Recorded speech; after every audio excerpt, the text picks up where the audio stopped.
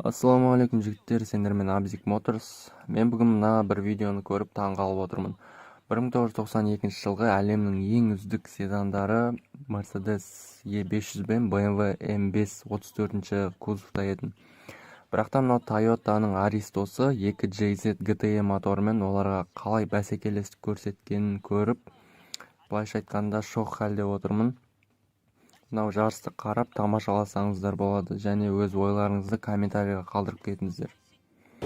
さあ、ヘビー級3大対決スタート。マ